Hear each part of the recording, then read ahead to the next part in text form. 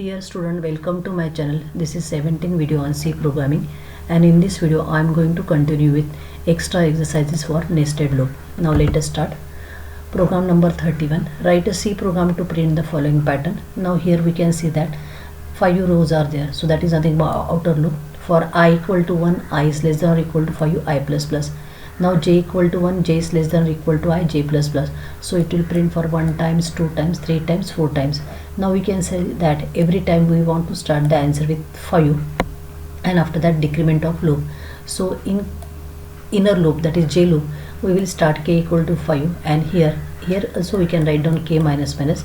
We will print the value of k and then k decrement. So it will start with 5, then it will start the decrement. Now when I is 5, at that time this is the last iteration, so j again starts with 1 and j is less than or equal to 5 because I is 5, so it will loop iterate for 5 times. K begin with the 5, print decrement. So this decrement can be right here. So here in one line only all things can happen. So even at that time there is no need to give opening and closing parenthesis for inner j loop. Why? Because only one line for the execution. Now see the program number 32. 5 4 3 2 1, 5 4 3 2, 5 4 3 5 4. So this loop will change. J equal to 5, j is greater than or equal to I, j minus minus, and we initialize k equal to 5, and while after printing we are doing k minus minus. So here also it is possible that we can do k minus minus here also, that will also work. So in this way we are doing the program. Now next is write a C program to print the following pattern: 1 3 5 7 9, 3 5 7 9, 5 7 9, 7 9 9. Now here we can observe that here this is nothing but for number of lines, and this is nothing but for j equal to 5, j is greater than or equal to I, j minus minus. Now here I am using the formula because I have to start k initially with 1, then 3, 5 and 7 and 9. Now k is equal to 2 into I minus 1. So there is no need to remember this formula or use this formula. Over the period you can understand how to generate this formula. Even you don't know generate the formula, alternative solution is also there. So I have used the formula k is equal to 2 into I minus 1. So what will happen? I is changing from 1 to 5. It will multiply it with 2 and minus 1. So it will generate the value 1 3 5 7 9 because first 2 minus 1, then 4 minus 1, 6 minus 1, 8 minus 1 and 10 minus 1. So this is very easy formula to generate this number. After that k generating the number, this will iterate the loop, and in this I am printing the value, and here once one print it should be 3, then 5 7 9. So k equal to k plus 2. If you don't want to use this formula, then we can start with one more variable m. Now we initialize the m equal to 1, and here we make in for loop we make m k equal to m, that is we are storing the value of k into the m. Now k will iterate from 1 3 5 7 9, but in that iteration what will happen? K will change. So again what we require to do, after this we will make m increment by 2, that is we increment the m by 2. So next time when it will come into the loop, the m k is again assigned to the m, but now m is 3. So 3 will be assigned, next m will be 5, then m will be 7. So why this extra step is required? Because when we are printing the particular value of k, we are incrementing that value. So after 9 we want 3. So for that I have stored that value into m variable, and I am assigning m variable to k.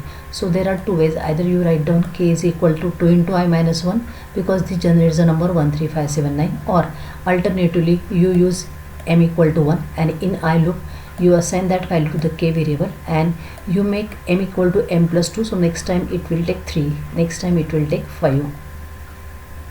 Now this program is very easy. 5 4 3 2 1. So this is the I loop, this is the j loop. Now here initially we want 5, then initially I is 1. So this formula is very easy. 6 minus I is 1, so it becomes 5. Next time I is 2, it becomes 4. So in this way also we can do. And in this loop again k is change, but when again new for loop starts, or next iteration for the for loop, it will initialize to k to that particular value. Either it may be 5 4 3 2 1. write a C program to print the following pattern. This program is very easy. It is a very straightforward program. This is for number of lines, this is for a reverse loop, and we can start with the k equal to I, because here I is 1, I is 2, I is 3, k equal to I, and we will do k plus plus. Even we can do k plus plus here also, but I am writing the program in which I am taking the copy of the previous, that's why k incremented, so k is like that, but you can shift k here also. Next program is also easy.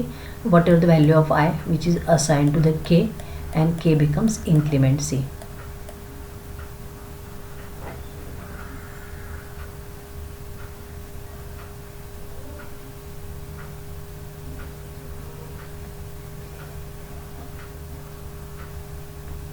This loop is again easy. Specifically this is for number of rows and this is for number of columns that we can write down. After that what we require initially 5, 4, 3, 2, 1, so we can make 6 minus I, previous as same as. So it will start with first 5, then 4, 3, 2, 1, and once it will take that particular value it goes for the increment. That's why k plus plus is there. Now see the next program. Now what we want, 1, then 1 0, then 1 0 1, 1 0 1 0, 1 0 1 0 1. So this number of rows and this number of columns is same. Now what we require to do, we require to always start with 1. Once 1 print, it should 0. After 0 it should print again 1. After 1 it should print again 0. So initially in this J loop we are making k equal to 1, because by default we have to print k value. So we have printed that value.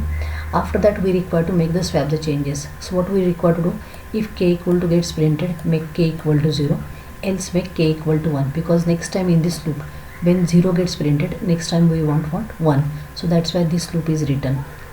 So initially in J loop we make k equal to 1, we print that k value, so 1 gets printed, and after that we take the decision whether to change the value from 1 to 0 or 0 to 1. Now this program is very easy. When one line 1, when second line 0, fourth line 0, means whenever even number is there we require to start with the 0, whenever odd line number is there we require to start with 1. So that is all depend on how you initialize the value of I, because if you initialize the I value from 0, at that time logic is changed, because 0 is nothing but even number. So here I have started with I equal to 1, I mod 2 equal to 0. So here 1 mod 2 equal to 0 is not condition satisfied, so k equal to 1, so it will print 1, and we don't want to change. Once it is 0 or 1 we want to print that value, so there is no increment or decrement. So in this way it will start. So we are taking the decision when we enter into the for loop whether k will be 0 or 1, because that will go into the continuous same for the row line for that particular all columns value in the particular row. Now we can see the pattern 1 0 1 0 1 0 1 0 1, that is we require to do alternatively. That is, if we start with 1, then at that time continuously we require to flip the values.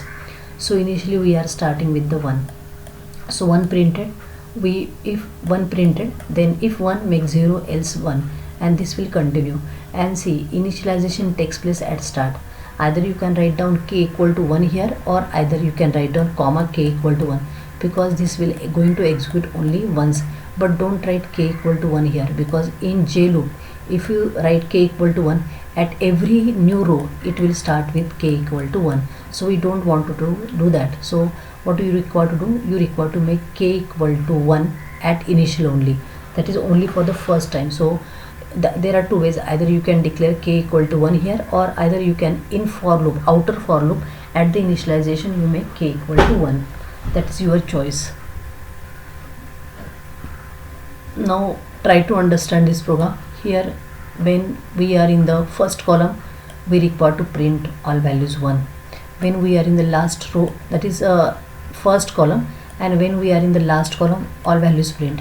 When we are in the first row 1 and last 1, only we can't see properly, but this is like this. For example, if 1 1, then 101, 1001 and 111. So what this is a loop, this will go for our condition, that is 5 rows and j is less than or equal to I, j plus plus.